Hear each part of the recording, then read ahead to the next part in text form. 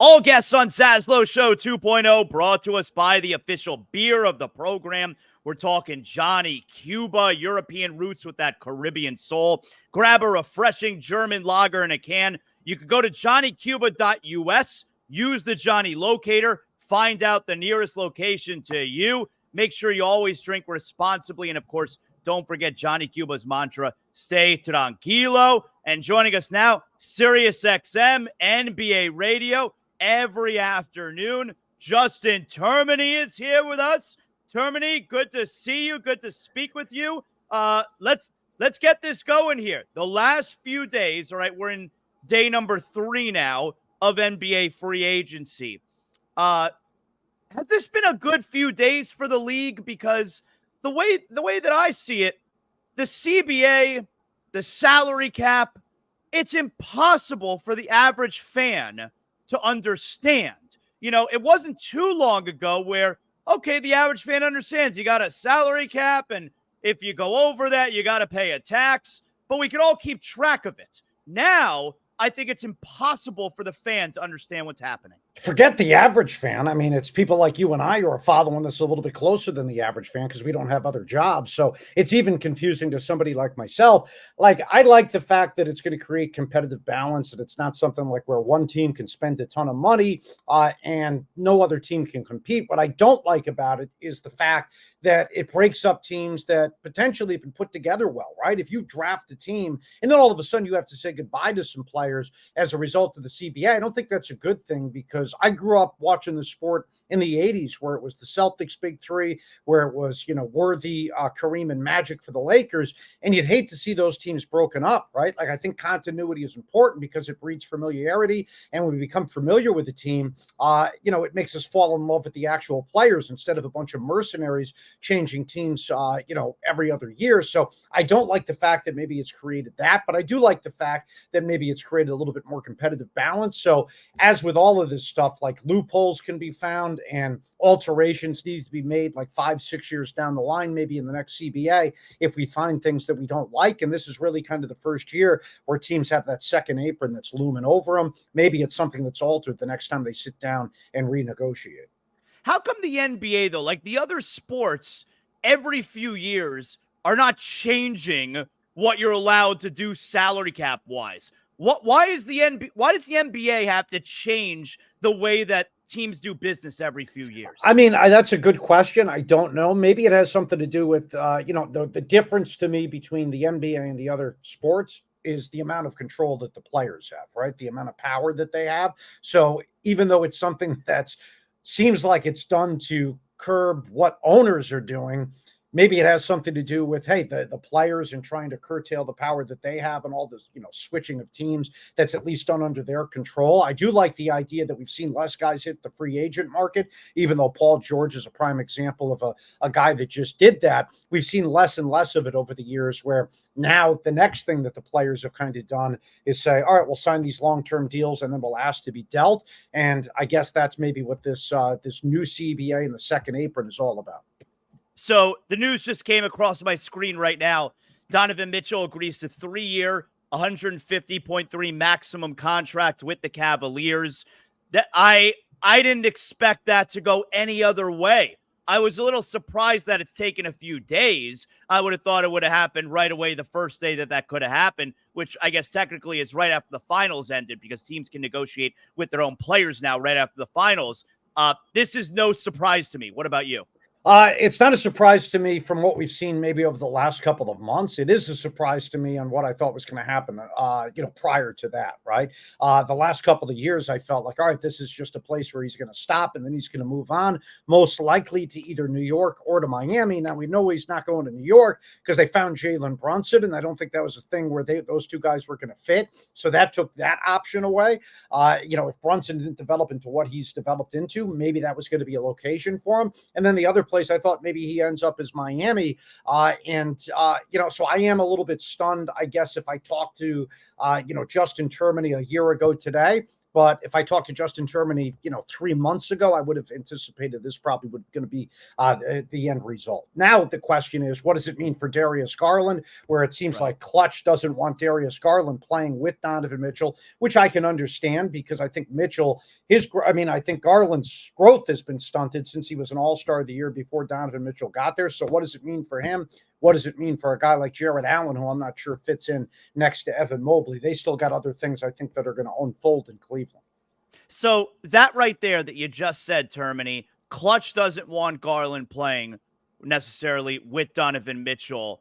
Like that statement right there, does that bother you? Does it bother you that agents, and specifically that agency, but does it bother you that agents have so much control with what's going on in that league? Yeah, I mean, it does. They've always had control. Maybe it's a little bit more now than it used to be. Like, for example, several years ago, it seems like, maybe a Pat Riley or a Red Auerbach would have drafted Bronny James just to hold some leverage over the Los Angeles Lakers. Said, all right, you want the guy? So we're going to draft him, and then we'll take 2 future second-round picks, even if it's just a minimal advantage. But now it's something like Rich Paul's threatening you. If you take Bronny James, there's going to be consequences. And then okay, all of a sudden it's like the Celtics, the Heat, they would never sign a Clutch agent here moving forward because even though Rich Paul's supposed to be working for all the players, he'd really be just holding a personal grudge against him. And we heard about that stuff when Danny Ainge was in Boston. We heard about that stuff in Rich Paul with the guys in New York with Leon Rose and CAA because those guys had a difference of opinion that I guess was ironed out here this past year. So it's one of those things where the most powerful people aren't necessarily the owners. They're not necessarily the players. It's the agents, and the most powerful agent right now is Rich Paul, who in my estimation seems to have a major conflict of interest because of his relationship with LeBron. Let's talk a little bit about what's going on here with the Heat. The Heat fan is very mad, because we're going a couple years in a row where the team hasn't really done anything. Certainly that Donovan Mitchell news that just came out is going to make the Heat fan even angrier because they were holding out a sliver of hope that maybe a sign and trade can be worked out there. Does the Heat fan have a right now to be angry? Because like I said, I feel like the salary cap is so convoluted that fans, and I don't even blame them, don't understand how it works. What could the Heat possibly do? They're so far over the cap, like most teams, and in order to make a trade, okay, wonderful. You got to get another team to agree to make the trade. So should the Heat fan be angry right now? I think they should be upset in that they should say, all right, can we just have a viewpoint of the team which is honest, right? Like where we are and honestly assess it. I was reading that story from Barry Jackson yesterday in the Miami Herald where it's basically saying like the Heat believe that they can compete with the other teams if they're fully healthy. One, it's your fault for signing guys that aren't necessarily healthy, and Jimmy Butler just never plays, okay? So that's part of what you sign up for when you bring in Jimmy Butler. It's the same thing that Philadelphia is going to sign up for with bringing in Paul George. He's a great player, but if he's hurt, you can't say, oh, we got unlucky. Paul George never plays. It's the same thing when you bring in Chris Paul. All right, Chris Paul never plays. So that's part of like what you're signing up for. You can't be shocked when those guys are hurt. But Miami is not Boston. Miami is not New York. Miami is probably not Philadelphia in what they're starting to build right now, even though they have to finish out their roster. So I think that needs to be honestly assessed in Miami. And I guess the other part of frustration for the Heat fans should be like, where are we going out and maybe making the small moves or team building? Do we always have to wait for the big guy to demand to trade down to the Heat? Do we need to wait for Donovan Mitchell, Damian Lillard? In some cases, we don't even connect when it's like a Damian Lillard who did want to be there. Like, is that what our offseason is always going to be about? Is wait for a guy to demand to a trade. The guy most likely is going to demand to come to us or maybe one of the LA teams. And then we hope that the other team is going to acquiesce, which is something that Portland didn't do a year ago. You'd like to see a better plan than just like whoever the biggest star is, we're going to just wait for them to demand a trade. And that's why I give the Knicks credit. The Knicks said, we have all these assets. We could wait for Embiid to demand a trade. We could wait for Giannis or Devin Booker to demand a trade. But we're going to go out and try and build the team with a guy that we think fits in perfectly in Mikal Bridges. And we'll go all on him, even if he's not the biggest name. So let's talk about Paul George here. Like I hear people saying, this is easily the best big three in the league now. Tyrese Maxey, Paul George, Joel Embiid. And I look at him like, yeah, it's good, but it doesn't strike any fear into my heart. Like I don't know that it moves the needle that much. We all know it all comes down to, can Joel Embiid have any energy by the time we get to the second round? His history tells us no. And if that's the case, I don't know why this move, moves the needle. Like I'm not afraid of that team. Yeah. It's a good move for sure. Better to have Paul George than not have Paul George, but I'm not afraid of that Sixer team. Yeah, I mean, it moves the needle. It's the best big three in the sport to me. It's better than Phoenix's, for example. But if Phoenix showed you anything, it's like you have to build out the rest of the roster as well. You can't depend just on three guys. But they do have an MVP candidate in Embiid, who's a top 5 to 6 player. They do have Paul George, who I still think is a borderline top 15 player. And Tyrese Maxey is really good. Like, he is an all-star. So, listen, if Embiid, and some people out there, I'm not one of them. Some people think Embiid's just as good as Jokic. Okay, if Embiid's just as good as Jokic has never played with anybody as good as Paul George. Tyrese Maxey probably a little worse than Jamal Murray, but he's got two guys next to him that Jokic has never played with, so it should be enough for Philadelphia. But yeah, I would have them, I think it moves the needle because if all of those guys are hitting their peak, and Nick Nurse is a really good head coach to me, behind maybe only Spoelstra and Ty Lue, those are the three guys to me in the sport as far as coaches, then it should be enough to win, but I would still have them third in the pecking order behind both Boston and New York. How surprised were you that Klay Thompson chose Dallas? And the second part of that, are you surprised that it wasn't that long ago players were taking less money to play with LeBron, and now they're taking less money not to play with LeBron? Why do you think that is? Yeah, we had a conversation about that yesterday because I thought he's probably going to end up with the Lakers. He's a LA guy. His father works for the team. His father played for the team.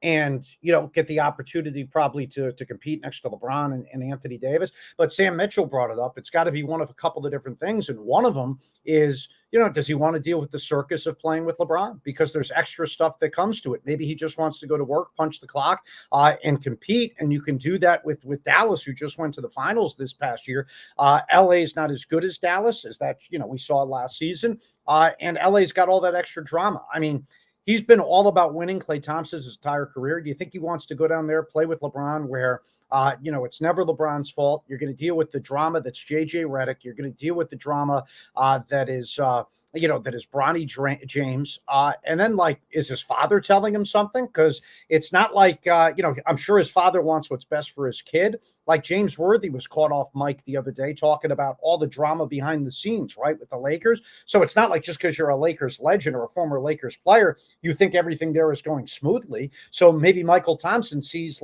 how kind of dysfunctional it's been the last couple of years as well. And he's telling his kid, hey, maybe best to stay away with everything that's transpiring here. So I don't know what the reason is, but certainly, yeah, it seems like maybe at the top of the list is I don't want to deal with all the extra BS that comes with playing with LeBron, especially at this stage of his career. Do you think the Warriors, is there a move for them to make?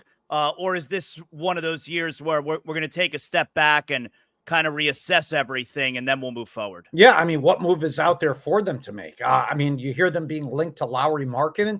They don't have nearly enough to get Lauri Markkanen. If the Thunder want Lauri Markkanen, if the Spurs want Lauri Markkanen, they just don't have enough assets to get him. So yeah, I think it's and listen, you got teams behind them like Houston, who was on their heels last year. They're going to be much better this year, as is Memphis. Memphis will be back with their core, plus a couple of the guys they found last year, like G.G. Jackson, when they were kind of going through a space year. So I don't even think that this team as currently constituted is really a play-in team.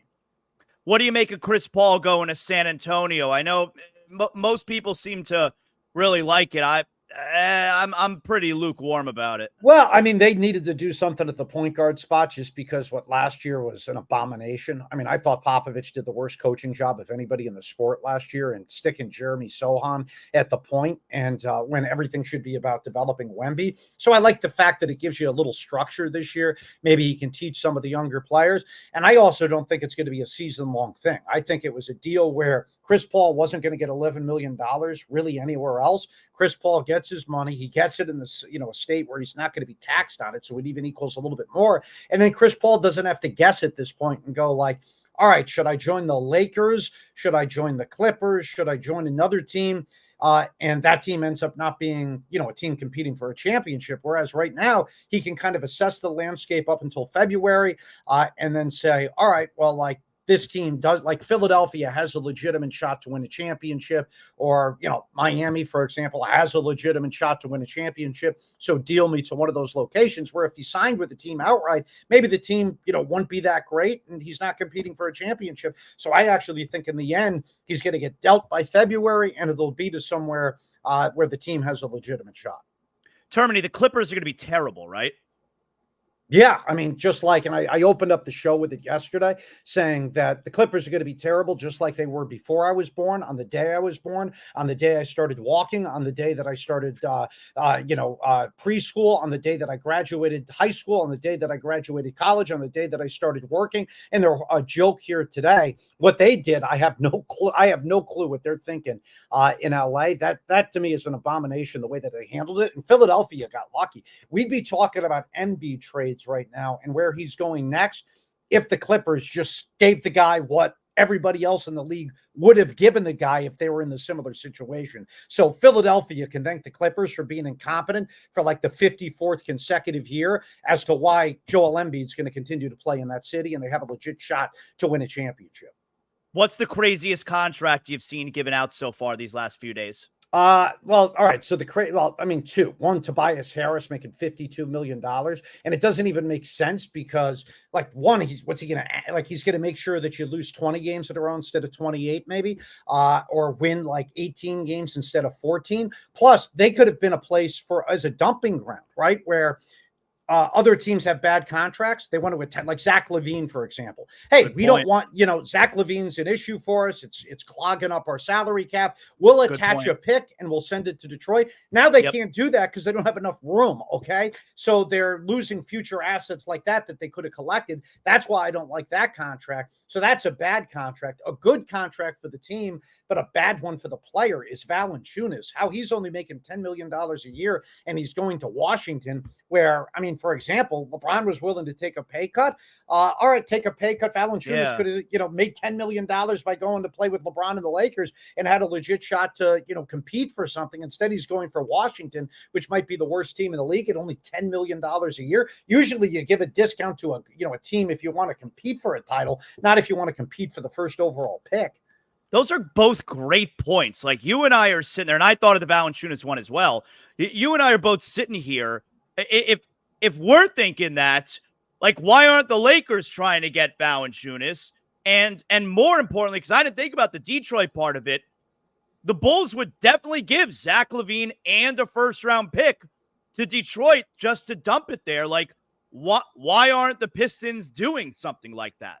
Yeah, I mean, it makes no sense. But again, that's the difference between like well-run organizations and organizations that aren't well-run, right? And, Detroit has had different times in their history where they've been well-run. They're not right now. When you see the Clippers do it, you just go, even though I respect Lawrence Frank, you go, and it's a different ownership group. You say, well, same old Clippers.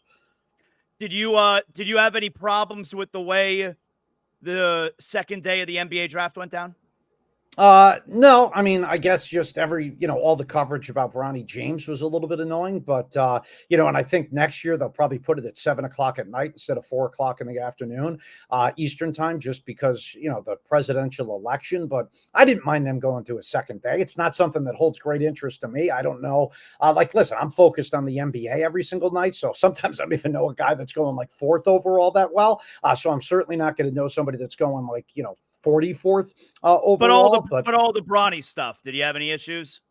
No, I mean, listen, would he have gotten drafted if it wasn't LeBron's kid? No, but, do I understand that LeBron probably should exercise his power? Like, listen, I'm working at SiriusXM NBA Radio. If I have offspring or, my nephew right now, 30 years from now, like he wants the job, I'm going to try and get him the job.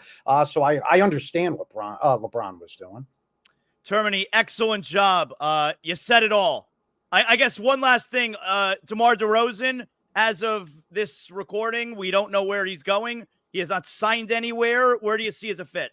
Well, I mean, the Lakers are chasing him, right? And it seems like they're out of options for other big names. So we thought that a couple of years ago he might go there. In regards to the fit, I mean, you tell me, is it really a fit when we want, They need you know, shooting. 3 point? Yeah, you want 3 point shooters around LeBron now. DeMar DeRozan can score, but DeMar DeRozan's a guy that does it from about 17 feet, not from about 23, 24. And those are the guys that have always been the best around LeBron. But again, with the Lakers, they don't always get, like, they never go for fit.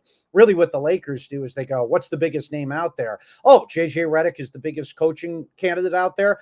Let's go with him. Oh, Russell Westbrook, he's got a bigger name than Kentavious Caldwell-Pope and Kyle Kuzma and Alex Caruso. Let's go after him. It's always about how big the name is instead of the value that the name offers to your system. Termine, excellent job. Tell everybody how they can hear you every day on SiriusXM.